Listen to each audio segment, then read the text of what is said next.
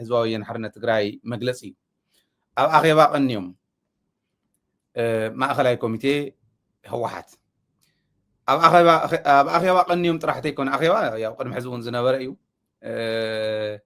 ልሙድ እዩ ናይ ትግራይ ባህሊ እውን እስካዕ ዝመስል ኢና ጌርናዮ ኣብ ኣኼባ ቀኒዮም ግን እንታይ ሒዞም ወፂኦም ተን ቃላቶም ተን ዘውፅወን ናብ ተግባር ዝውዕላ ድን ተን ዘውፅወን መግለፂ ዝብላ ክንርኢ ኢና ቅድሚኡ ግን ሓደ ግለሰባት ኣብ ማሕበራዊ ሚድያ ዝለጠፍዎ ስለቱ ኣኼባ ዝለጠፍዎ ክንርኢ ኣለና ኢለ ሓሲበ እዚስ ዳንኤል ብርሃነ እዩ ብጣዕሚ ተስፋ ካብ እንገብረሎም ዝነበርና ተዛሪቦም ዝእምኑ እዮም ፅሒፎም ዝእምኑ እዮም ተናእሰት ናይ ሚድያ ናይ ትግራይ ናይ ሚድያ ስራሕቲ በመሓርኛ እውን ፅቡቅ ስለ ዝሰርሑ ዝነበሩ ፅቡቅ ክሰርሑ እዮም ትግራይ ከሳግሩ ካብ ዝኽእሉ በቲ ናይ ሚድያን ፕሮፓጋንዳን ካብኣቶም ውሽጢ እዩ ኢለ ዝኣምነሉ ዝነበርኩ ሰብ እዩ ዳንኤል ብርሃነ ብጣዕሚ ዝገርም ኩነታት ግን ኣይደኖ እንታይ እዩ ዓዚም ተገይሩሉ እትወለዶ ኣይፈልጥን ናብ ከምዚ ዝበለ ውዳቕ ተግባር እዮም ኣትዩ እንታይ እያ ትብል እዚኣ ብትግርኛ ይፅሒፍዋ ብዓለም ገብረ ዋህድ ዝምራሕ ምንቅስቃስ ለውጢ ኣበይ በፂሑ እዩ ዝብል ይሓትት ብዙሕ ሰብ ብሃንቀውታ እዩ ዝፅበዮ ዘሎ ኣብ መንጎ ካድረታት ህወሓትን ኢሊትን ምፍላይ ዓብይና ይብል ፖለቲካ ትግራይ ትራጀዲ ኮሜዲ እዩ እናበኸይካ ንምባልዩ እናበኸይካ ትስሕቀሉ ላግፂ ይብል እንታይ ማለት እዩ ይመስለኩም ናፍታ መግለፂ ክንከድ ኢና መጀመርያ ግን እዚአን ክንርኢ ክንክእል ኣለና ኢለ ስለ ዝሓሰብኩ እዩ ክልተ ፖስት ኣለዋ ናይ ዳንኤል ብጣዕሚ ኣነ ኣሓዘን ብጣዕሚ እዩ ዝሕዝን እዚኣቶም ብግልፂ የዛረብ ዘለኹ ተስፋ ካብ ዝገብረሎም ዝነበርኩ ሰባት ሓደ እዩ ዳንኤል ብርሃነ ናይ ሸዋ እንታይነት ዝፈልጥ ናይ ሚድያ እንታይነት ዝፈልጥ ብፍላይ ከዓ ናይቲ ዲጂታል ዘመን ናይ ሚድያ ረብሓ ዝፈልጥ ሰብ እዩ እሞ ናይቶም ፀላእትና ባህሪ ዝፈልጥ እውን ስለ ዝኾነ ክሰርሕ እዩ ዝብል ትፅቢት ነይሩኒ ግልፂ የዛረብ ዘለኹ ግን ካብቶም ዕርዮም ወዲቆም ብስርኮ ክፅገኑ ክእሉ ድዮም ኣወዳድቆም ኢለ ካብ ዝሓዘን ኩሎም ግለሰባት ሓደ እዩ ዳንኤል ኣብ መንጎ ዓለምን ካሊእን ዝበሃል ኣፈላላይ የለን ኣነ ክንደይ ግዜ ክዛረብ ከም ዘለኒ እውን ይፈልጥ እዚ ሚድያ እዚ ብግልፂ ንመራሕቲ ሕወሓት እውን ኩነታት ስኢሉ ድንግርግር እናበለ ምስ ከደ ሓቲተ ነይረ እንታይ እዩ ኣፈላላይ ኣለኩም ድዩ ዝብል ሓቲተ ነይረ ኣፈላላይ ዝበሃል የለን ዓለም ማለት ካብቶም ዓንዲ ሕቆ ናይታ ውድብ መሪሕነት ሕዚ ማለት ኣብ ሰብ ዲፔንደንት ኣይኮነን ትውድብ ማለት ፕሮግራም እዩ ንዓይ ነቱ ፕሮግራም ናይቲ ውድብ ተረዲኦም መፈጠሮም ነውኡ መቃብሮም ነውኡ ዝኾኑ እንታይ ማለት እየ ነታ ውድብ ክኸድዕዋ ካብ ዘይኽእሉ ግለሰባት እሞ ተረዲኦም ማ ናይቲ ውድብ ፕሮግራም ተረዲኦም ካብ ዝሰርሑ ግለሰባት ሓደ እዩ ዓለም ከም ካልኦት እውን ከምኡ ዝበሉን እዩ ብዓለም ዝምራሕ ለውጢ ዝብሎ ናበይ እዩ ክወስዳ ደልዩ እዚኣ ዓለም ሪፎርም ናይ ሕወሓት ሪፎርም ክንገብር ኢና ኢሎም 7-8 ዴስክታት 7-8 ፕሮግራማት ነፂሮም ክሰርሑ ከለው ከም ውድብ ነዚኣ ንክመርሕ ነታ ናይ ውድብ ሪፎርም ንክመርሕ ካብ ዝተመደቡ ሰባት ሓደ እዩ ነታ ውድብ ዝመርሓ ዶክተር ደብረፅዮን እዩ ደብረፅዮን መዲብዎ ማእከላይ ኮሚቴ ሕወሓት መዲብዎ ንዓለም ቤት ፅሕፈት ሕወሓት እናመርሐው ዝነበረሉ እውን ቤት ፅሕፈት ሕወሓት ይመርሓ ነይሩታ ሪፎርም ዓለም ካብኣ ምስ ወፀ ብናይ ጌታቸው ሕምስምስ ምክንያት ባይዘወይ ከመይ ከም ዝወፀ እውን ነስታውሶ ረሳዕተይ ነው ብናይ ጌታቸው ሕምስምስ ብሽምግልና ንስኻ ውረድሞ ጌታቸው ይደይብ ተባሂሉ ንዓለምስ ካብ ስራሕ ፈፃሚ ናይ ምብራር ንምንታይ ከም ምዃኑ እውን ብዘይርዳእኩ እንታይ እዩ ተረኺቡ ጌታቸው ናብ ምክትል ንምውፃእስ ንዓለም ካብ ስራሕ ፈጻሚ መብራረድ ላይ ድነር ኮይኑ ብጣዕሚ ዝገርም ተካይዳ ብጣዕሚ ዝገርም ትውድቀቶም ብጣዕሚ ዝገርም ታውድብ ጽሩይ ፕሮግራም ሒዛ ከተብቅዕ ከላ ሰኣን መሪሕነት ከም ምዃና ግን ንዓለም ከምኡ ከውርድዎ ከለው ዓለም ታ ሪፎርም ክመርሕዋ ካብ ዘለዎም ሰባት ሓደ ስለ ዝኾነ ነታ ውድብ ዝመደበቶ ምድብ ንክሕዝ ካብ ቤት ጽሕፈት ሕወሓት ወፅያ ናይ ባዕላ ቤት ጽሕፈት ተዳልዩላ ናይ ፕሮጀክት ቤት ጽሕፈት ተዳልዩላ ሪፎርም ይመርሕ ኣሎ ሪፎርሙ ንክመርሕ ዝሃብካዮ ሰብ ንበይኑ ዝበሃል ለውጢ ኣለዎ ናይታ ውድብ ሪፎርም እዩ ዝመርሕ ዘሎ ኣቕሪቡ ኣብዛ ሕዚ ዝነበረት ኣኼባኦም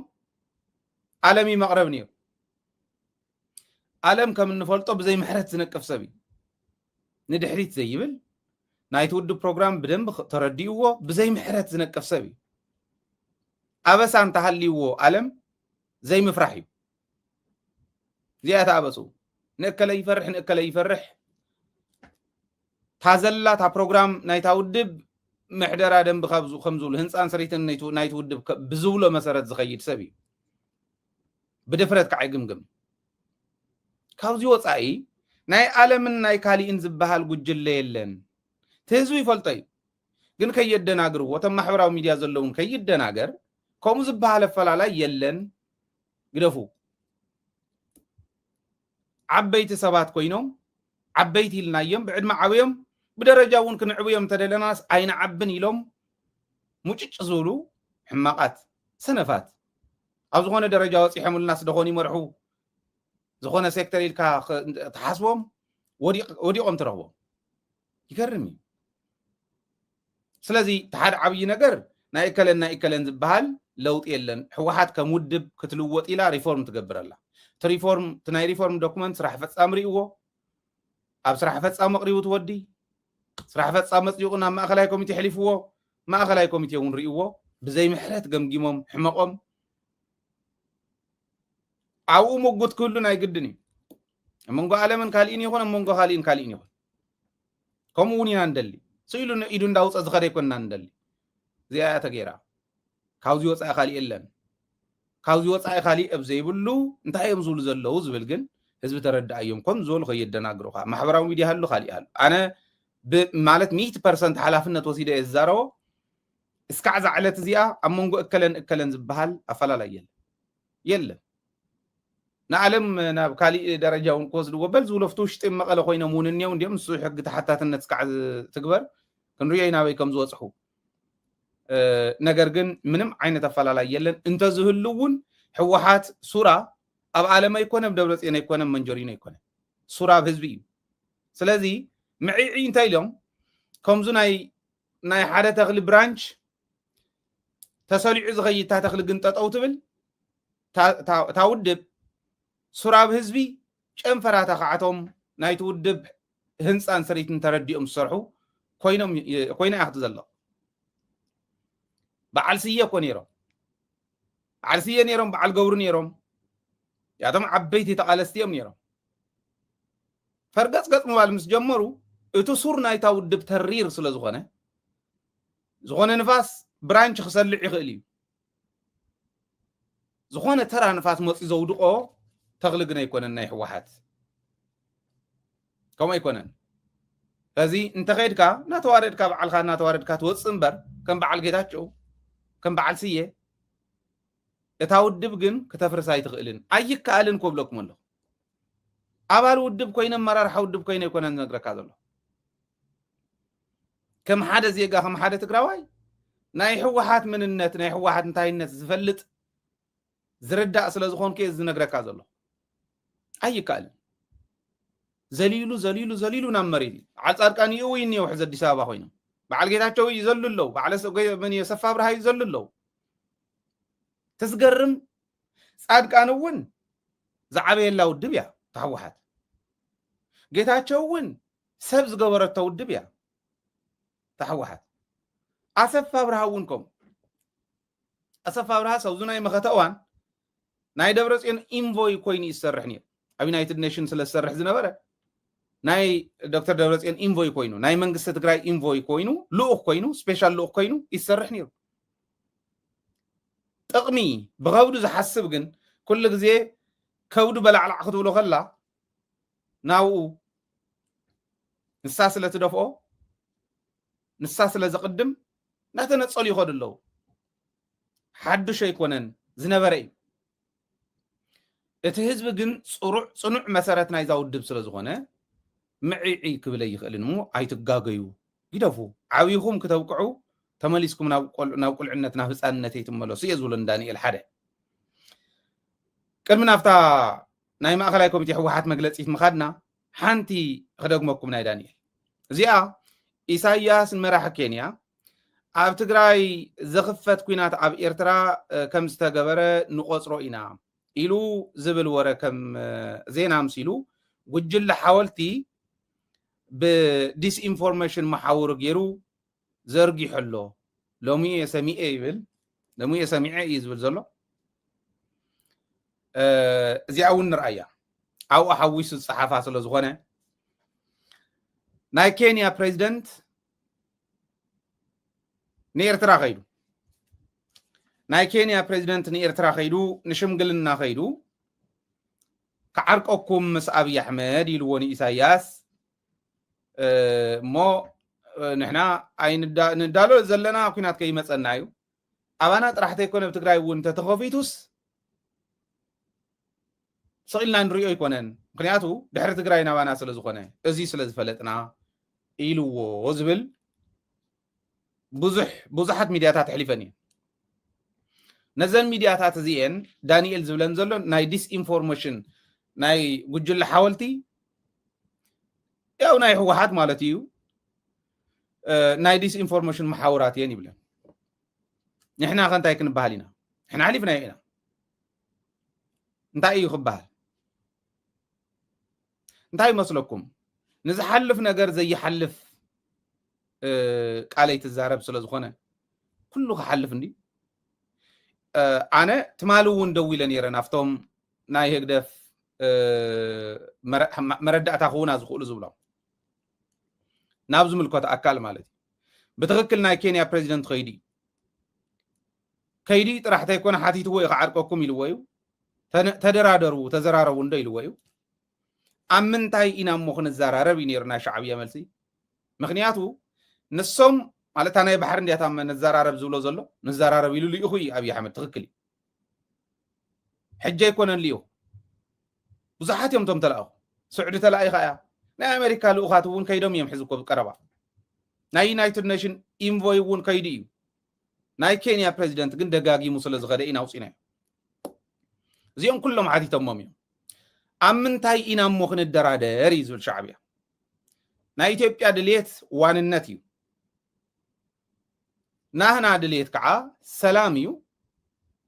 እሞ ባሕር እንተደልዮም ከዓ ተጠቃምነት በቶ ኣብ ዓለም ዘሎ ዕዳጋ ተጠቃምነት እምበር ዋንነት ከመይ ገርና ክንዘራረብ መሬት ክምህግሩ ልዕላውነት ክምህግሩ ዶ ይበሃል እዩ ኢሉ ንምንታይ ደኣ እሞ ትዳለው ትምድላውስ ካሊእ ደ የምፅን ምስ በልዎም እንዳሎ ኩናት ክነተርፍ ኢና እንዳሎ ይመፀኩም ኣለኹ ክበልዓኩም እየ ከጥፋኣኩም እየ ሓንቲ ኤርትራ እንዳወለድኩ ዝኸርም ስለ ዝኾንኩ በብዓመቱ ብሓደ ዓመት ስለ ዝትከኦም 10 ሚልዮን ሰዲደ ዋይፕ ኣውት ገብረኩም እየ ወደ ትልቁ ጉዳይ እየተዘጋጀን ነው እንዳበለ ንዓና ይዳሎ ከም ዘሎ ይነግረና ስለ ዘሎ እንዳሎ ኣለና ግን ንዓና ጥራሕ እንተይኮነ ንትግራይ እውን ተወቂዕዋስ ኣብዚ እንተወፂሑ ንዓና ከም ዘይገድፈና ስለ ንፈልጥ ንትግራይ እውን ተወቂዕዋ ንዓና ከም ዝወቅዓና ኢና ንቆፅሮ ኢሎም እዮም ኢልኩም ዲኹም ኢናልናዮም ኢልና ኢና ኢሎም እዮም እዚኣ ኢሎምና እዮም ምናልባሽ ግዜ እንተፈቂዱ ትፅምዶ እውን እንዳሰርሐ እንተኸይዱ ተሓታትነት ንቅድሚት ነረጋግፆ ንናይ ህግደፍ መራሕቲ ከይድና ዘይነሓተሉ ምክንያት እውን የለን ኣብዚ ኮይንና ዘይነሓተሉ ምክንያት እውን የለን ስለዚ ዘይበልዎ ስለ ዝኾነ ይኮነን እንዳብልፅግና ጨኒቑዎም ናይ ጭንቂ ዕግርግር እንዲያዝያ ቶም ዝበልፀጉ ንምምላስ ከኣብየካ ከሎ ኢጎ ኣሲምፕቶት ገይሩ እዩ ዘቕምጠካ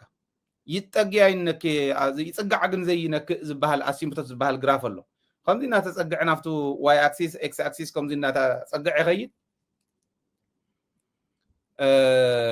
جنينك أسيمبتوت يبال كي يقربوا غياتو نفتح مسمر نفتو معري محور نفتو معري مسرحي آتو سلزلو محاميقهم سلزنور حاميقكم زنوركم كي يبهالو يفرحوا يحفروا كي يوصع الريم كي يرحقوا تانقر تستخاخل كم زلا نعم مسمرنا خمنا أتو يردوم الله انكي يخونز قورم الله سلز هزب تقرايك فولت أزل وليه يا أبي أحمد بتغكلون شعبيا خمتا أبزي أيلوان نيلوائيو ديس انفورميشن يكونن كم أيلوائيو تاسم دوون نابع درجات راح تكون سكاو حليفة دحر حزي أفتنا يتقراين ناي إرتران بوردر فتسم سلام منبر كوينات زبهال نايت إيت دمس زبهال كيهلو إنا هنقبر نتسعر زلنا السخوان اللاين عندل حدا غنفلت أزل الناوزيو أبي أحمد حزز الأخوة زلس عرق دليل يكون انزبل ون رئي يخحلف عرق دليل يوم ديمنا يوحكي نعي جزين مجزائنا أبي أحمدون شعبي أنت زعرق وكوس نا أبي أحمدنا إساياس النايد حرحزي عرقي من قدم يتفق بتنقل نابزو المسرح يسجر دحرحزي نا شعبي بهري زين فلت نزين فلت تجارو حد خمتنا هنا خون اللوم ديم زدلي مالت بقلسي خمزي خبل كله شعبي دس زي كلهم غلي تحقق زيايا ناي حوحاتنا شعبيا نفلا لايك نغرو وينا يتغارو نا إرتراويان نفلا لايك نغرو كنراداد اون زين خوللو اب حدا غلغلينا ب سوشال ميديا كنكراخر كلنا إرتراويان تغارو نمنتا ام زي رادار يمسلو غلغليو بر موزحتو نا تراداد احزنا تردو خيدي تصمدو نمقبال بوتين زابز نبره حزي بزح حساب نداتو يخدلو ناي إرترا ناي بوليتيكا مواقرن ناي تግራይ ناي بوليتيكا مواقرن ننويني قصر حدا نحنا تغارو هايلن اكل زبحالن ببوليتيكا تጨቀጨቅ وعلنا تبلع وعلنا عم مدرخ افتي خيدنا حبرنا شايخ نساتن خلينا ያው كل دي زغوري يغورن ያው او حتى ملكت اتوومو او كوتشن اتوومو مبزحتو ግን ቆሚ ናብነት ክንደ ዓለም ንጌታቸው ዝገምገሞ ሰብ የለ ጌታቸውን ዓለምን ግን ሓቢሮም ሻይሰት ይነሩ ኣብ ሓንቲ ቢሮውን ይሰርሑ ነሩ ክንደ ዓለም ንጌታቸው ዝገምገሞ የለ ካላይ ኣብነት ዝኾነ ናይ ፖለቲካ ፓርቲ ናይ ፖለቲካዊ ናይ ተቃዋሚ ፓርቲ ኣቦም ለሴ ኪዳነ ኣመነ ندبرصين لحصص اوعلو اب حدا مدرخ كفيلم سله تግራይ كزاته يخون ريوم نخلينا سالساي ابنت حمق وعلم حمق انت حدروا تغارو توايسهم تفالاليهم نيرهم اما خته بحال كلفتا تግራዋይነት ግን መጽዮ حبيرهم تقاليسهم عرفتي مستوهله عرفتون ولا تيكون سب ፖለቲካው ቃልስ مستوهله من نخاس جميرهم ننو عالم برغص ግነፍታ ማከተ حبيرهم መኪቶም ብጻይ ናተዋሉ መኪቶም ከምዝ ባህለ ሻዕብያ የለ ታሆይኒ ዘየለይሎም ኩማጎት ይخليهم ክንማጎት ንخلينا የለነ ሻዕብያ እንተ ፈቲኳ እንተ ዘይ ፈቲኳ خطፋካ አርባዕተነት ኣነሆም ኣዝኣምና ሻዕብያ ናይ ኢሳያስ ቀይሚ ዘላቂ ትጌጋ ናይ ሕዚ ኣብ ልዕሊ ትግራይ ተፈጸመውን ታኢጎ ተዘላቂት ጌጋ በቃ አንተ ጸሊእኳ خطፋካ ኣለዎ ዝዓይነቱ ዝነበረት ያ ሕዚ ተረዲኣቶም ኣላ ታጌጋ ንሳ ጌጋ ምዃና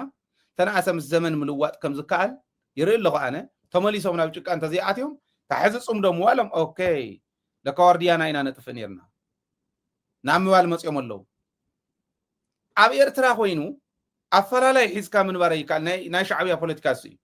ሚስጥራውነቶም ናይ ሻዕብያውን ካብዚ ይዝብገስ ረኣይዎ ሕዚ ሻዕብያ እዚ ይግበር ኣሎ እንደዚህ ጽዋር ኣለዎ ናይ እከለ ናይ ወድም በይተይ መኪና ታርጋ ኣዚዩ ናይ እከለ ኣዚዩ ወድም በይተይ ውዚ ኣኺባ እዚ እንተበለ قال ما ليلو يخزارب خليه بتقرا يزارون له نتجنا سايدنا نحوحات تفيقه اما قال خوينو صلي محاولت خنسرحينا حح اللي كانوا قول عم فرار خن غورو مينا يبلو دانيال كبرته نريو ملنا اب ኤርትራ ትግበር ደዚያ አይተቃልን ፍጹም አይተገብራ صلي محاولت خنسرحلينا ان شعبيه يبل اول سعيد حزب استايكوي ወይ ዝኾነ ናይ ሚዲያ አክቲቪስት እንተሃልዩ ኤርትራ አይብልን ናይ ሓሊባይ ናይ ፊሊጶስ መኪና ታርጋ እዚኣ በዚ ኸደት አውዚ ስብሰባ እንተገበረ ገለይሉ ይወፅዶ አይወፅን ክልቲኦም ጥቅም ኣለዎም ጉድኣት ኣለዎም ተናህና ፍጹም ሰንፈላል ፍጹም ብጣዕሚ ኤክስፖዝድ ዝኾነ ንኻሊእ ንጸላኢ ዓይነት ኣካይዳይ ናይ ኢንተለጀንስ ኣነ ካብ ንባበይ ካብ ተመኩሮ ይውን ኣብ ኢንተለጀንስ ልዕሊ 85% ኢንፎርሜሽን ዝርከብ ካብ ደገ ኦፕን ሶርስ እዩ ዶት ሲኻ ኮኔክት ትገብር ታለንት ትምህርቲ ተመኩሮ ተንሰለስተ ዶት ተተሓዘን connecting the dots to night skill ውፅኢት ክኸውን ዘለዎ ወይ ጥቕሚ ክኾን ዘለዎ እምበር ኦፕን ሶርስ እዩ ሃይለ እንታይ ይበለሎም ማዓንቲ ሃይለ ምስመን ርክብ ኣለዎ ገብረ ማርያም እንታይ ይበለሎም ማዓንቲ ገብረ ማርያም ምስመን ርክብ ኣለዎ ተንዶትስ ኮኔክት ጌርካ ኦኬ this is what's happening in ትግራይ ኢልካ ምውሳን ይከኣል ኣብ ኮንክሉዥን ምብፃሕ ይከኣል ልዕሊ 85% ናይ ኢንተለጀንስ ከይዲ ናይ ኢንተለጀንስ ሓበሬታ ፍልፍል ኦፕን ሶርስ እዩ ኣሜሪካ እንታይ ትገብረላ ናይ ኣሜሪካን ናይ ዩናይትድ ዓረብ ኤሚሬትስን ኣፈላላይ ምስ ስዑዲ ዘለዋ ርክብ ዘለዎን ተንሽን ንእስራኤል ከመይ ከም ትሕልወላ ከለመለኮ ትራምፕ ስለዝነገረና ጆ ባይደን ስለዝነገረና ኣይኮነን we trying to connect the dots ኢና ኮኔክት ክንገብር ንምኮር ዘለና ኣብ ትግራይ እውን ከምኡ ሕዚ ናይ ትግራይ ሓበሬታ ዘይስኣን ንምንታይ ይመስለኩም ስዲ ዲሞክራሲ ስለ ዘሎ እዩ ስዲ ዲሞክራሲ ጽቡቕ እዩ ተቃዋሚ ፓርቲታት በአግባቡ ኸዳ ዓመፅ እንዳበለ ዓመፅ ይሰብኽ ዶ ሓደ ተቃዋሚ ኣትዩ ኤርትራ መወዳድርትና ዲያ ክትብሉ ትኽእሉ እዮም ወላ ብካሊ ኣብ ዲሞክራሲያዊት ዓዲ ኣሜሪካ ዓመፅ እናበለ ዝኸይድ ይብሉ ዶ ዲሞክራት ሕዚ ፀረ ሪፐብሊካን ዓመፅ ይብሉ ዶ ኣብ ትግራይ ኢኹም ዝበሃል ገና ኢማቹርድ ዝኾኑ ዘይበሰሉ ጭልቅዕ ዘይደልደሉ ገና ፖለቲከኛታት መሲሎም ክረአዩ ኣብቲ ስዲ ዲሞክራሲ እዮም ዝረአዩ ናይ ትግራይ እዚ ኣብ ኤርትራ እቲ ጥቕሙ ሓበሬታ ዝበሃል ካብ ኤርትራ ንምርካብ ከቢድ እዩ ኣነ ማለት ርሑቕ ኣይኮንኩን ነትኸሙ ርሑቕ ኣይኮንኩን ኣይነበርኩን ሓበሬታ ንምርካብ ካብ ኤርትራ ሽግር እዩ ብጣዕሚ ግን ከዓ ፀረ ዲሞክራሲ ዝኾኑ ከይድታት ከዓ ኣለዉ ጽቡቕ ይንሱ ብምሉእነት ኣይኮነ ዝብል ዘሎ ናይ ትግራይ ስዲ ዲሞክራሲ እውን ጽቡቕ ኣይኮነ ብምሉእነት እቱ ዲክታተርሺፕ ኢልና ንፍርጆ ናይ ኤርትራ እውን ጽቡቕ ኣይኮነ ብምሉእነት ግን ናይ ባዕሎም ጥቕምን ጉድኣትን ኣለዎ ፖለቲካና ናብ ሓደ ክመፀሉ ዘይከኣል ንምትእምማን ዝኸብደና እውን ንሱ እዩ እንተደጊፍካዮ ጽቡቕ ሰማይ ይሰቕለካ እንተጸሊእካዮ መቃብር ዝእትወካ እዩ ናይ ኤርትራ ናይ ትግራይ ደገፍካዮ እውን ተቃውምካዮ እውን ታድጋፍ እስካዕ ዝረብሓቶ የንጨብጭበልካ ጽባሕ ንጎ ካሊእ ደጋፍ እስካዕ ዝረኸበ ሸይጡካ ዝኸይድ እዩ ታተቃውሞ እስካዕ ዘይጎድኣት ካብ ስልጣን እስካዕ ዘይወረደቶ ስቕ ዝብል ካብ ስልጣኑ ክተውርዶም ስበለት ውይ ዝብል እዩ እዚኣቶም ኩሎም ጉድኣትን ጥቕምን ኣለዎም እዚኦም ናብ ሓደ ንምምፃእ ኣዊና ዘሎ ንሕና ብግልፅነት በቃቱ ዲሞክራሲ ስዲ እውን ስለ ዝኾነ ዕሪና ኤክስትራ ማይልስ ከይድና ንዛረብ ትኾም ዝበለ ይረብሓናን ዝብል ሴት ኣፕ ሒዙ ዝመፀ ኤርትራዊ ምስዚኦም ከመይ ጌርካ ኢሉ ከዓ ይብል ንሕና እውን ምስዚኦም ከመይ ጌርካ ተዓፊንካ ንብል ነቲ ምርኻብ ዝኣብየና ዘሎ እዚ ኣንደርስታንድ ምግባር ልክዕ ከምዚ ሓደ ኣብኡና ሃለና ኤግዛምፕል ክኾነና ጽቡቕ እውን ስለ ዝኾነ እቲ ተመክሮ ሓደ ሞቲቬሽናል ስፒከር እዩ ብጣዕሚ ዝፈትዎ ሞቲቬሽናል ስፒከር ኣሎ ለስ ብራውን ዝበሃል እንታይ ይብልስ ስለ ሓዳር ከውሪ ከሎ ሰባት ስለምንታይ እዮም ዝፋትሑ ኢሎም እዮም ሓቲቶሞ ناي قالن ستيتي mental setup زي فلت سبعي ناي سبعي ناي حلنا مواقر زي تفلت سبيتي سلازو خونو يوم زفاتحو زيز فلتو أي فاتحو يبل كما انت لموس هاي مالتيو حد نجر أبرسنا بوكس اللوو نحد نجر ناي فقري بوكس ناي فقر صندوق زبحال ناي فقر صندوق ناي هافتي ناي بيزنس صندوق ناي فاميلي صندوق ناي قال صندوق زبحال اللوو كلنا ناي وعلن صندوق اللوو نيو أب سبيتو نفسه أيو تفلا لاي ناي تسوي no touch principle يزلوو أين نخاون تم صندوقات يبلون عندكم دي يكونن يكونن زولكم زلوا تبهل وقلال سوق نزقرم سلزغني حزي فقر خور انت خوين سبعي تناي فقر صندوق قلت تبليو تصمو فقر يوري بيزنس كور انت خوينون بيزنس يوري ناي تاسبيتي ناي دك انستيو مينتال سيتاب كعا بوكس اللو نخلو نناي وعل بوكس اللو جن اتم بوكسس كونكتد يوم بيزنس الى سلا بيزنس كتور انت داليا سلا فقري سلا فاميلي سلا غزع كله بحنسابلو تغوتيتي زمص كله حزن السو تسواي تا يخون فقر توريو خلاص فقر طرح اني زحسب زلو تاناي فقر بوكس يوطي زلو او بيزنس كتحوس كلا وي فاميلي كتحوس كلا يدنقص يلن يان السحانتي يوطي زلو حزي فاميلي كتحوس كلا بيزنس كتحوس كلا اوكي لك كله تغوتيتي زمص يلو زحسب انت خوينو نسن تترديوا كتور خلا بصقم يري انت فطري نسو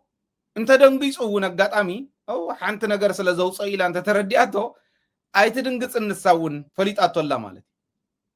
ማልታይ ታስክ ምግባር ይخላየን ማለት በኻሊ ይባሃል ማልታይ ታስክ ብዙሓት ነገራት በሐንሳብ ምሕሳብ ብዙሕ ነገር በሐንሳብ ምስራሕ ይخላየን ደቀንሽ ተፈጥሮ ይዚ ወደ ተባዕታይ ከምታ ዝወልኩ ሓንቲ ቦክስ እንዳውጽ ይዛረቢ እዚኦም ክልቲኦም ናይ ሰበይት ሜንታል ሴትአፕን ናይ ሰብአይ ኮሙን ክልቲኦም ተፈሊጦሞ ግን እዚ ፋኒዩ ማለት በደንቢ ከምዝ መዘናግዕ ጌርካ ናይ ሰብ ተፈጥሮ ናይ ፈጣሪ ተአምር እትሪየሉ ትዝናነየሉ ኾን ክእል እንተፈሊጥካዮ ተተረዲኻዮ ልክዕሆም የዝሩይ አነ ናይ ሕዝ ብፍላይ ሕዝ ሃይለ ንኣብነት ተራዳዲና ዝፈታሕናዮ ይብርግጽ ወላ ምስ ኣወልውን ኣብዛን አንበሳስ ሓደ ሰብ ተቆቲሉ ብኤርትራዊ ወታደር ኢለ ኣቅሪበ ተኣነ ዘቅረብ ኩሉ ናጽነት ናይ ሚድያ ፕረስ እዩ ንሻዕብያ እውን ጽቡቅ እዩ እዚኣን ተፈሊጦም ናይ ባሕቀው ጽምዶ ተሃልዮም ኦኬ ሒዝና የለና እንተ ኢሎም ዋው ዌልዳን ነጽምዶ ጽቡቅ ትርጉም ዘለዎ ነገር ይኸድለው ንትግራይ እውን ተዘሎ ሓበሬታ እንተ ሓሊፉ ጽቡቅ እዩ ናይ ሚድያ ነጻነት ዝብል እዩ ተናተይ ርዲት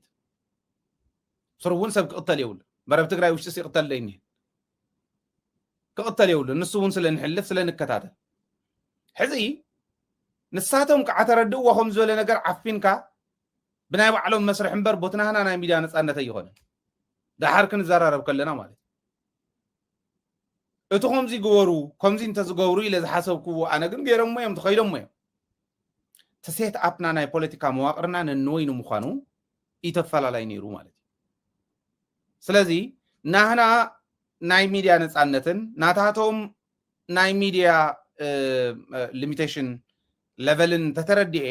ምንባብ ይከኣል ንሰሙን ንሱ ክርዲኤ በዚ ኣጋጣሚ ዝሕልፍ እዚኣ ንረዳ እዩ እቱ ከምዚ ኢሎም እዮም ናይ ዲስኢንፎርሜሽን መሓወሮም ገለ ዝብል ግን ኣነ ከም ሓደ ትግራዋይ ኣይትዕበዱ ግድ የብልኩምን ኣይትዕበዱ እዩ እቲ ኩነታት ምስ ክኻለ ይተርፎን ንባዕሉ ክብል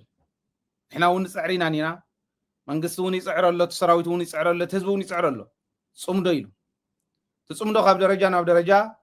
ንዓበየ ይኸድ ኣሎ ናይ ባዕሉ ሊሚቴሽን ኣለዎ ንሳቶም እንዳስተኻኸልና ክንከዲና ንሶም ተስተኻኺሎም መወዳእታ ምስ በፃሕና ግን ክትሓፍሩ ኢኹም ተም ትብልዎም ዘለኹም ሕዚ ሶሻል ሚድያ ኣርካይቭ ይበዓሉ እዚኦም ስክሪንሻት ተገይሮም ክቕመጡ ከለዉ ፅሓን ክወፁ ክእል እዮም ዓርዩኹም ዘይትዕርዩ ሽንፍላ ኮንኩም ከይትነብሩ ተስተኻኸሉ ዝብል ምኽረይ እዩ ማለት እዩ እንተናይ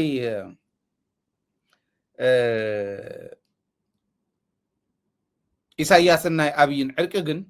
በዚ ሕዚ እንተዝዕረቑ እኳስ ከመይ ገረ ከጥፎ ኣነ መን ይቅድም እዩ እቲ ጉዳይ ክኸውን እምበር ተዓሪቆም ዝዕረቑ ኣይኮኑ ዝብል እምነት እዩ ዘለኒ ንህዝቢ ኤርትራ እውን ተዋፅኦ ምስ ሓዉ ምስ ህዝቢ ትግራይ ሓደ ምዃን ድሕሪኡ በትሪ ዝበኢ ዝኸውን ሸቲት ናይ ዝበኢ ዝኸውን ሓያል እዩ ዝኾነ ብማዕዶ እዩ ዝፍራሕ ኣይድፈርን ትግራይ እውን ኣይትድፈርን ተደጋጊፍካ ምኻድ ይከኣል እዩ ዝብል ክወስድ ስለ ዝደለኹ እዩ ሕዚ ናብቲ መግለፂ ናይ ሕወሓት ንኺድ ትትሕዝቶ ቶም ከምኡ ኢሎም ቦቲን ኣዕዝብሉ ዘለው ናይ ፀላእቲ ተልእኾ ዝተሸከሙ ሓንሳብ ተጋጊና ኢና እሞ ካብ ፈርኳ ይመልሰኝ ዓይነት ኣካይዳ ዝኸዱ ዘለው ተመለሱ ልቢ ግበሩ ተዘይገበርኩም እውን ግን ነገር ምስተኻሉ ይተርፎን ዝብል ንውሰድ እሞ መግለፂ ናይ ሕወሓት ግን ንስማዕ እያ ማእኸላይ ኮሚቴ ህዝባዊ ወያነ ሓርነት ትግራይ ማእኸላይ ኮሚቴ ውድብና ህዝባዊ ወያነ ሓርነት ትግራይ ንዝሓለፉ መዓልታት ኣብ ሕሉፍ ኣፈጻጽማ መደባት ሕሉፍ ኩነታትን ቀጸልቲ ኣንፈታትን መሰረት ገይሩ ከካይዶ ዝጸንሐ ስሩዕ ኣኼብኡ ዛዚሙ ማእኸላይ ኮሚቴ ህዝባዊ ወያነ ሓርነት ትግራይ ካብ 8 ክሳብ 13 ሕዳር 2018 ዓመተ ምህረት ኣብ ዘካየዶ ስሩዕ ኣኼባ ኣፈጻጽማ መደባት ኣፈጻጽማ ውሳነታት መበል 14 ውድባዊ ጉባኤን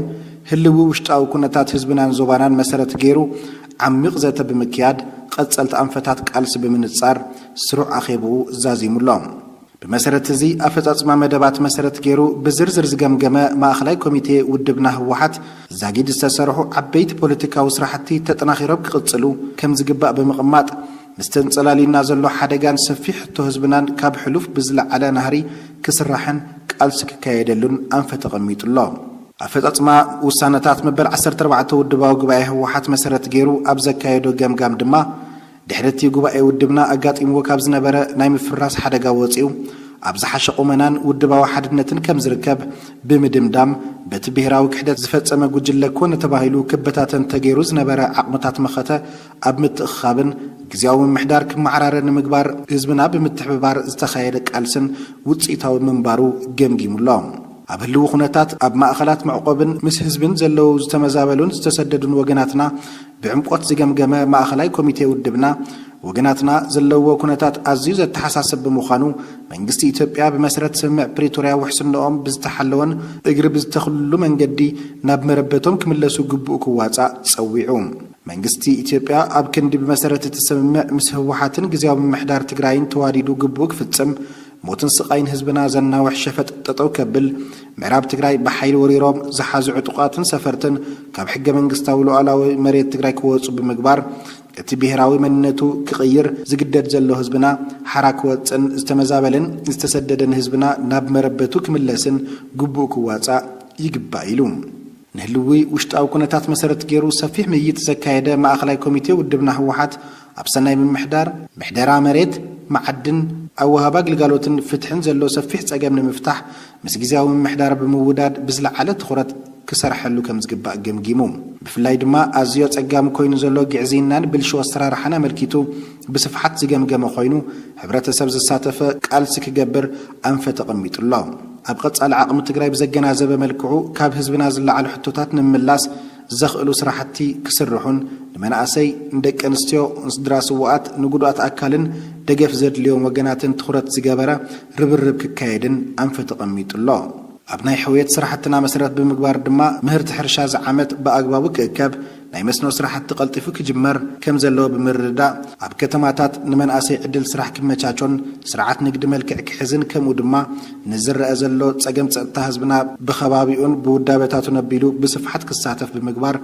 زفتصمو جبنات مس أكلات تتواليدو كاب منشوم نمنكات ربرب ككايد أنفت قميت الله ما أخلاي كوميتي ودبنا زته لوكال زعبا من قصتي إثيوبيا نسمع بريتوريا بمتحاس قبل على تجري زفتصمو زلو تكبار كوينو من قصتي إثيوبيا نتسمع بمتحاس عتقات بمودابن بمعتاقن كوينات كاب متحتار حليفو كبار مسوات كنخفل زجابره دبداب درون زلع على بوليتيكا وسانز توهب المخانو زملاخت كم زخانه بمزتاي من قصتي إثيوبيا زبقاسة طفقات زسعب كال الزور كوينات كاب متحتار قطب تصوي الله كابزو بتوسخي منجست إثيوبيا أب تجري أوج وزلو عصوان كبان كم أون تجري ما أخل هوكتن أجرجرن مقبار زكايدو زلو من قصقاسن بعمقوت زتيلو خوينو منغستي إثيوبيا مهيا سراحتنياتات منغستن ندادن كم أون مسرتاو شغطات بمخلخال مغعازيا بمغللان حزب تግራይ አጥሚ ኻን ምስኳን ከመውን ተደፊኡ ናዕብክ አቱን ምግባር ዝገብሮ ዘሎ መንቀስቃስ ብምኹናን ጠጠው ክብል አተሐሳሲቡ አደራደርቲ ፓናል ሕብረት አፍሪካ ስምምዕ ፕሪቶሪያ ንኽፍረም አወንታው እጃም ዝተዋጹ ሃገራት ዓለም ለኻውን አህጉራውን ትካላት ስምምዕ ፕሪቶሪያ ካብ ዝኾነ ይኹን እዋን ንላዕሊ ኣብ ሓደጋ ከም ዝወደቐ ብምግንዛብ ፓናል ሕብረት አፍሪካ ብቁልጡፍ ክጽዋዕን ዛጊድ ዘሎ አፈጻጽማት ስምምዕን ዝምዕብል ዘሎ ሓደጋ ኹይናትን ክግምገም ጽዕንቶ ክገብር ብምጽዋዕ بوجن ودبنا ككايد صنح تصعر تطناخيرو كقصل انف تقميطلو ماخلاي كوميتي ودبنا ابهلو زوباوي معبالتات اون سفيح مييت زكايد خوينو محبرسب عالم نتي ابزوبانا ادبن وينو زلو دبنا خوينات امعدي كريو كم زي يغبان صاحبينو دما ابزوبا زوسن سلا زيكونا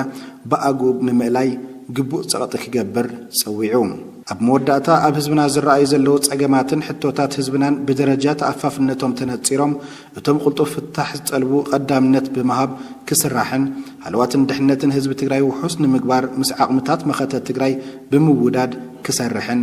ኣንፈት ብምቕማጥ ስሩዕ ኣኼቡ ዛዚሙሎም ማእኸላይ ኮሚቴ ህዝባዊ ወያነ ሓርነት ትግራይ 14 ሕዳር 2018 ዓመተ ምህረት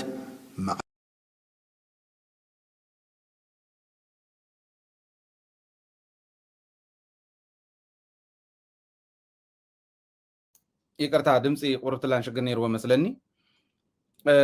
ተማእኸላይ ኮሚቴ ዝራእዮም ጉዳያቶም ሕዚ ዝተገለጹ ጥራሕ ኣይኮነን ናይ ሪፎርም እቲ ንቐጻሊ ዝብል ሕሉፍን ቀጻልን ኩነታት ናይ ትግራይ ርዩ እዩ እንዲ ዝብል ተቐጻሊ ሪፎርሚ ናይ ትግራይ ጉዳይ ናበይ ዝብል ሕቶ ይመልስ ዘሎ ናይ ሪፎርም ጉዳይ ናይ ሪፎርም ከይዲ ይገምጊሙ ዘሎ እዚቱ ብጣዕሚ ጽቡቕ ተስፋ ጌርናሉ ዘለና እዩ እቲ ሕሉፍ ካፍቱ ኩናት ዝተጀመረሉ እዋን እንተይኮነ ቅድሚኡ ዝነበረ እውን እንተይተረፈ ኩናት ንምንታይ ተጀሚሩ ዝብል ኢንተንሲቭሊ ኣይዛረብዎ ኣይስርሑሉ እምበር ካብ ግዜ ናብ ግዜ ሓደ ብሓደ እናተቆንጠረ ይስራሕ ኣሎ ኣነ ገምግምዎ እቲ ኩናት ንምንታይ እዩ ተጀሚሩ ዝብል ትማሊ ዶክተር ደብረጽዮን ናብ ምስ አውስትራሊያ ዘሎ ማሕበረሰብ ኣብ ዝገበሮ ጻኒሒት ኣብ ቻናልና ኣለኩም ረኣይዎ ኢኹም እቲ ኩናት ምትራፈይ ይከኣል ነይሩ ዝብል ሓሳብ ኣቕሚጡ ምቕናስ ምተኻእለ ዶ ዝብል ምዝራብ ይከኣል ምትራፍ ግን ይከኣል ነይሩ ኢሉ ብርግጽ ንሱ ናቱ ገምጋሚ ኣነ ምትራፍ መተኻእለ ነይሩ ባህሊ تحلفون قمقامنا خفال على إنه من تاي مسيلكم كم زي زبالة عب برقص ديمقراطينا زغنا مالت سور كله عند حركينه تقينات مترافي يكعلن زولن تقينات مترافي كعل نير زولن ما قلنا زي كعل نير ولا مترافته زي كعل زولن هزوم كمنو حدا مرقص خنحز إيز قبعنا نقص على تحصل إيز لكم زول إمنا تلن نعبنت أنا توتالي مس دكتور دبرصيون يفعل ايوزي مترافي كال نير يوز بالامنه لني ግን ዶክተር ደብረጽዮን ናብ ትግራይ ካብ ዝመጸሉ ግዜ ጀሚሩ ማለት ኣይኮነ ሃይ ማለት ዳዩ ኣብ ፕሮግራም ናይ ህወሓት ኣብቲ ፕሮግራሞም ባዕሉ ታሪኻውያን ጸላእት ህዝቢ ትግራይ ዘጥፍኡሉ ዝኾነ ይኹን ክፍተት እንተረኺቦም ንድሕሪት ኣይብሉን ይብል ባዕሉ ፕሮግራም ባዕሉ ከም ይብል ስለዚህ እነዚህ መድኃኒት ይሉ ዘቀመጦ ፕሮግራም ናይ ህወሓት ንቁሕ ማሕበረሰብ ምፍጣር ስለቲ ኩነታት ተረድአ ማሕበረሰብ ምፍጣር ነዚ ተረዲኡ ኩሉ ግዜ ንቁሕ ዝኾነ ማሕበረሰብ ፈጢርካ እንድሕር ከይድካ ነዚ ተረዲኡ ዝኸይድ ማሕበረሰብ ዝኸይድ ወለዶ እንተሃሊና ቶም ጸላእቲ ፈሪሖም እምበር ራህሪሆም ክጎድፉና ይኽእሉን ይዝብል ባዕሉ ፕሮግራም ስለዚህ ህወሓት ካብ ትጅምር ካብ 1983 ጀሚሩ ነዘ ንቁሕ ማሕበረሰብ ንምፍጣር ታይ ክትገብር ነይርዋ ቁጽሪ ሓደ ኣብ ስነዳ ኣብ ሚድያ ኣብ ፕሮፓጋንዳ ክትሰርሕ ነይርዋ ኦኬ ኣብ ስነዳ እንተ ሰሪሓ ንኣብነት ታሪክ ናይ ህወሓት ተነጊሩ ታሪክ ጸሓፉ ተዋሂሉስ መዓት ገንዘብ ተዋፂኡ ነይሩ ተጻሒፉ እንተ ዝኾን ንምንታይ እንተን መራዕቲ ካብ ቤት ምሕፃንስ برت تشكيمة مقلاسي عشان لن كافتات عمتي بيت محصان كابزي أوطين برت تشكيمة هو واقع امسلاتي لن زخدالو مخنيات انتهي سلز نبرا إزبل مقمقام وصانني نسخن فولتون يرنا تتاريخ تصحيفو تزغن مرعاوي مالت أنا ود قطر سلزغون كوب قطر مرعاوتي كم نقوس يوم زخبرو كباو خلو قال يوم قرص زمصو قعدت قعيتن زمصا قال يوم تيل زحردو قب انقدوت قلتات ناتا قبره انقدوت انقد قرصو مسحو درارو فلوت طعمي تريت زقبري زي اقديفو نبرك هاز وصلات مرعاوي نمنتاي توم سجنات سجن كوينوم ፍጹም ኣብዚ ኣማይ ንኾነን ተባሂሉ ሰገናት ወያነ ኮይኖም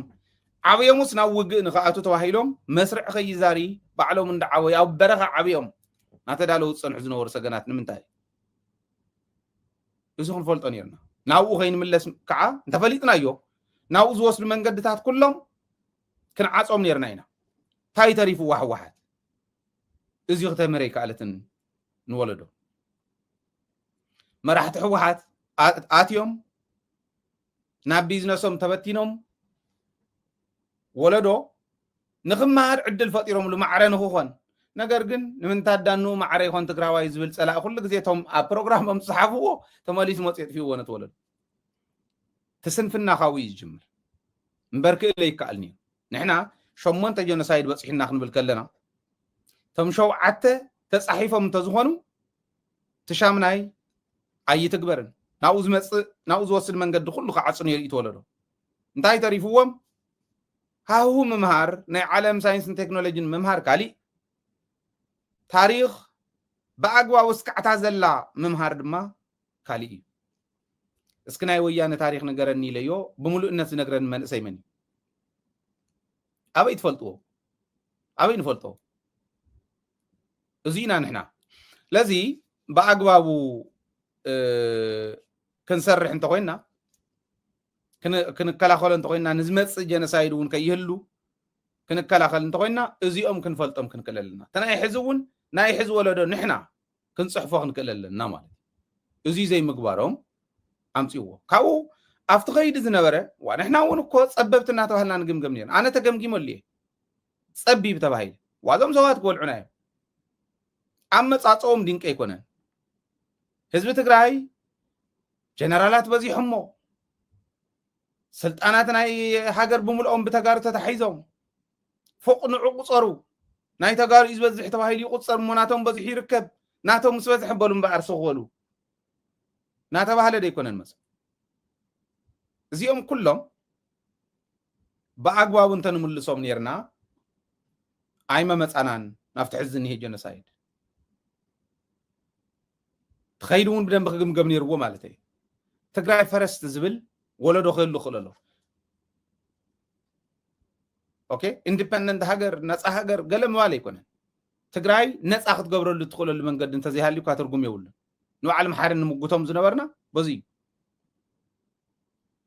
ውድብ ናፅነት ትግራይ ኢሎም መሓሪ ግርማይ በርሀ ክምስርቱ ከለው ካልኦቶም እውን ታኢ ፖሊሲኹም ንብሎ ኣይ ነፃ ነውፃእያ እሞ ድሕሪ ምስ ህዝብና ኮይንና ንሰርሖ ይብሉ ነይሮም ኣብቲ መጀመርያ ከምኡ ዝበሃል የለ ፖሊሲካ ነፂርካ እዩ ፕሮግራምካ ነፂርካ እዩ ገና ስለ ዝነበሩ ክኾን ይኽእል እዩ ድሓር ግን ሕዚ ኣብ ጎቲቱ ናብ ምንታይ ወሲድዋ ከም ዘሎ ደጀን ርኢና የለና ኣብቲ ውሽጢ ንፉዓት ቆልዑ ከም ዘለው ንሪኦም ኣለና ሕዚ ያው ከድሕንዋ ክእሉ እዮም ዝብል እምነት ኣለኒ ንሪኦ ንቅድሚት ብዝኾነ ግን ይከኣል ነይሩ እዩ ምትራፍ ይከኣል ነይሩ ኣብይ ኣሕመድ ዝመፀሉ መንገዲ ምግምጋም ጥራሕ እኹል እዩ ምምፃእ ይምኽኣለን ቀዲምካ ዝስራሕ ተዝኾን ኣብ መንጎ ሳሞራን ኣብ መንጎ ጌታቸው ሰፋን ዝነበረ ፈላላይ ናይ በዓል ፃድቃን ኢጎ ስኢሉ ዘይረብሕ ፍንሕ ዝብል ከኩን ክርኮት ኾን ርእሲ ሒዙ ነዚኦም ምእላይ ዝከኣል ተዝነብር ምእላይ ነሰንስ ትኽክል ኣይኮንኩምን ኢልካ ብደንቢ ህዝቢ ክፈልጦም ጌርካ እንተዝኽየድ ኩሉ ጉዳጉድ ሕዚ ንፈልጦ ዘለና በቃ ዝኾነ ነገር ይስራሕ ንዕኦም ምስካዕ ዘይንኽኦም ፀጥ ይብሉ ንዕኦም ምንካእ ምስ ጀመረ ኣውፅኦም ይነግሩና ስለ ዝኾኑ እዩ ናይ ሕወሓት ታፀገም ንሳ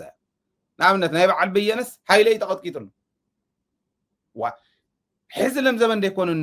በየነስ ኣብ መኸተና ከምዚ ይገብር ነይሩ عير انت مسأت شرع علبت خمس خونات بيتسبي سلزي توهاوت كونترات نبيتسبي سلزي توهاوت كونتراتس ناي تግራይ مخته خنددላይ ይኹን ኢሉ عير كم تأتون كم توصن انفورميشن هيو كوقع زمكره بينه خمس نبره حجي ኣብ ገምጋሞም ደይኮን ነጊሮም ሃይለ ግን ቅድሚ ዓመታት ይነጊሩ ኣነ የተገምጊመሉ ኣነ ተወቂዕሉ ዓመት ጸኒሖም ግን ገምጋም ከግምግሙ ኢያሱ ፈሓቢሉ ኣብ ዝኾነ ኣብ ተንቤን ከግምግም ኢያሱ ተስፋይ በየነ መፈንቅለ መንግስት ከም ዝመከረ 600 ዝኣኽሉ ሰራዊት ትግራይ ዘይፈልጦም ከም ዝሰልጠኑ ሃይለ የውፅዎ ዳሓር ግን ኣውፅኦም ገምጊሞም ናይ ወርቂ ናይ መቐር ኮሚሽን ይበልዕ ከም ዝነበረ ሃይለ የውፅዎ ዳሓር ግን ሕዚ ክግምግሙ ከለው ኣብ ዝኾነ መድረክ ንሰምዑ ህወብላ መፂ ተጸፊዕካሎም ህወብላ ይመጸሎ ኢሉ ህዝቢ ምስኣከብካሎም ምሰግለስካሎም ነቲ ህዝቢ ከይዶም ንሶም ዘግለስዎ መሲሎም ምርኣይ እዚ ሲልካ ዘይምፍላጥካስ ዘይምፍላጥ ትሕመቕ እዚ እዩ በቃ ናይ ሕወሓት ፀገም ንሱ ተናጊርና ህዝቢ ገሊኡ ተቃዊሙና ገሊኡ ዝኾነ ነገር ኢሉ ገለ مستباهله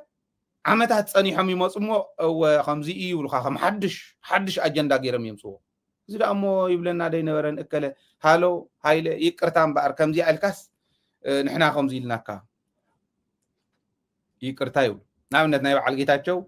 ግደፍ ግለሰባት ይተልዕልን ለካ ነበርናስ ለካ خمزيኦም ነይሮም ሕወሓት ኮ خمزي ላሎም ይውልን ዋላ አባላት ሕወሓት ዋላ መራር ሕወሓት ኮም ይውል ሕዚ ተኻሊ ኦርዲናሪ ሰብ መግደፉ ordinary citizens ዝብለኩም ውድብ ዘየለ ማለት እዩ ንስም ወግደፍዎ እተ ውድብ ዘለውን ዘይፈልጦ ይጸንሕሞ ሕዚ ይቅርታ ይብለኒ ንዓይ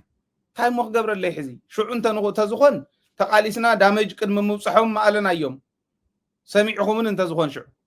ተናይቱ ውድብ ፀገም ንስ እዩ ሕዚ ንኣብነት ኣውዝዩ ኣልዒሎም ወኔው ስለ ፕሪቶሪያ ኣልዒሎም ብርግፅ ስለ ፕሪቶሪያ ይፈፀም ዝብል ኣብ መግለፂ የውፅዮም ከምኡ ግን ኣይኮነን ክኾን ነይሩ ኣብዚ ውዕል ፕሪቶሪያ ተሓሰሎ ከምዚ ይኾነሎ ኢልና ክንዛረብ ንኣብነት ሓንቲ ከልዕል ትማሊ ዶክተር ደብረፅዮን ዝበላ ጥሒሶም እዮም እቲ ውዕል ፕሪቶሪያ ንዓና የድልየና እዩ መድፊእ ይኾነና እዩ ዲፕሎማሲና ክንሰርሓሉ የድልየና ኢልና እምበር ጥሒሶም እዮም ብድሮን እውን ተኩሶም እዮም ተተኩስ ጀሚሮም እዮም ኢሉ ድሮን ተኩሳ ኢልና ሰበር ዜና ውፅኢና ግን ንዓና ደው ኢሎም ዘፈራርሑና ነይሮም እንታይ ከምኡ ትብሉ ህዝቢ ተርዕዱ ኣበይ ከኢኹም ሪኢኹማ ዘይተኮሰት ከምኡ ትብሉ ገለ ኢሎም ትማሊ ግን ባዕሉ ድሮን እውን ተኩሱ ገለ ኢሉ ሰባት ተቐቲሎም እዮም ከምኡ ኢልካ ሽዑ ምውፃእ እንታይ እዩ ጉድኣቱ እንታይ ዓይነት ጉድኣት ይኸምፅእ ትክክል ኣይኮነን ፕሪቶሪያ ፍሪሶም እዮም ክንድዚ ሰብ ቀቲሎም እዮም ኣብዛ ቦታ እዚ ኣብ ቦታኦም እንዳሃለው ኢልካ ዜና ምውፃእ ንዓና እውን ምሓገዘና ኮን እዩ ክንደይ ጌርና ኣለና እቲ ድሮን ካብ ዝትኮስ ስለ ድሮን ዋላ ብሕም ኣይበሉን እስካዕ ሎማዓንቲ ደደቢት የውፅዎ ኩላ ካብ ደደቢት የወሲዳ ንሕና በርባዕተ ቋንቋ ሰሪሕና ሽዑ መዓልቲ ብትግርኛ በአማርኛ በእንግሊዝኛ በዓረብኛ ሰሪሕና ራእይዎ ናይ ድሮን ተንብለ ባዕሉስ ድሮን ኢልኩም በእንግሊዝኛን በትግርኛን እንተጽሒፍኩም ኣብ ቻናልና ኣብ ዩቲዩብ ቻናልና ክትረኽቡ እዮም በርባዕተ ቋንቋ በእንግሊዝኛ በዓረብኛ በትግርኛ በአማርኛ ሰሪሕና በርባዕተ ቋንቋ ተኸታታሊ ሰሪሕና እዚኣ ምስ ሰራሕና ሃሎ ቦቲና ሃሎ ንምንታይ ከምኡ ጌርኩም ሰሪሕኩም ምድንጋፅ ክትፈጥሩ ውዕል ፕሪቶሪያስ ንሕና ነፍርሶ ከም ዘለና ሕዚ ድሕሪ ሰሙናት መፅዩ ኣብ ዝኾነ መድረክ እወ ጥሒሶሞ እዮም ግን ንዓና የድልየና ኢልና ኢና ሕዝና ንኽእል ዘለና እምበር ጥሒሶሞ እዮም ገለ ኢሉና እንታይ ምግባር እዩ ዝሓይሽ ኣብዚ እዩ ትፀገም ሕዚ እዚኣቶም ግምግምዎም ዶ ይኾኑ ሕቶ ህዝቢ ንሰምዕ ገለታት ኢሎም ትኩናት ከነተርፍ ክንፅዕር ኣለና ኢሎም ትክክል ፅቡቅ እዩ ሕቶ ህዝቢ ምስማዕ ዝብል ንኩሉ ክፋል ማሕበረሰብ ክንሰምዕ ኢና ገለታት ዝብል ቃል እኒሄ ቃል ምእታዊ ይስልችዎምን ያ እውን ኣርምዋ ወይ ተግብርዋ ወይ ትዛረብዋ ኦኬ ሕቶ ህዝቢ ሕዚ ተሓታትነት ምስፋን ተሓታትነት ተስፉ ኣብ ሕድሕድ ዝኒሄ ናይ መሬት ሕቶ ንሕና ኣነ ጨኒቁን ኣሎ ብግልፂ የዛረበኩ ከምዚኣ እናበልኩ ግልፂ ኢለና ኣብዚ ዝኒሄ ፋይላት ክርኢ ኩሉ ግዜ ኢኹም ትርእዩ ንትኾኑ መዓዝየ ክዛረቦ እዚዩ መዓዝየ ከቕርቦ ናይ ኣየናይ ከተማ ኣልዒልካ ናይ ኣየናይ ከተማ ምግዳፍ እዩ بينا إنا خنجمر نافت حدا تخركا أشحات مريت أما قلت راح عسرت حدا شح كم زولك مريت عسرت حدا شح تصنع عيد لكم له انتليجنس فولتو أما قلت راح حدا سب صويل ندا أي كوين ترى ندا أي كوين مصيو رابعك فلي لما بدرجات مرتون ندا أي كوين مصيس 4 شح كاريمتر اللي هو بسفالة لي بوتا عاوزي غودفاي ونقري وي بقدم عقاب حقي وغودفاي عقاب حقي اكسبرتي كمي غيرنا يناز يكون زارو خن ودو ايفلط سب كنوسخ ببدرجو معلطاوي ناي مريت طرح خنحز انتبلنا ون يلن سالا بعل علولا ناي ميديا دغاف تهزبي فرستريت غيرو ددبي تقاتا قنعتي ميديوم تهزواويت ميديا خيت دغف نعاون فتنا خوينا ماكف بقى تازلاتني اخبر زغل هاي ጨኒቁናኒ ስለዚ ሕርተ ህዝብ እንድሕር ትሰምዑ ናይ መሬት ጉዳይ ናይ ዕደና ጉዳይ ኦኬ ድጋፍ ክህቡ ዝኽእሉ ምሁራን ኣትዮም ክስራሕ ምግባር እዩ ሕርተ ህዝቢ ኣብ ሴፍቲኔት ዲፔንደንት ዝኾነ ሕልና ህዝቢ ተሸኪምኩም ትኸዱ መሬት ትግራይ ማይ ትግራይ እናሃሎ እዚ ትገብሩ ኢኹም እዚ ምቑራፍ እዩ ስደት ምቕናስ እዩ ፍትሒ منقاس እዩ ካልቸርና ንሱ ኸውን ክእል ኣለዎ ማለት ስለዚ ታ መግለፂ ጽብቕቲ እያ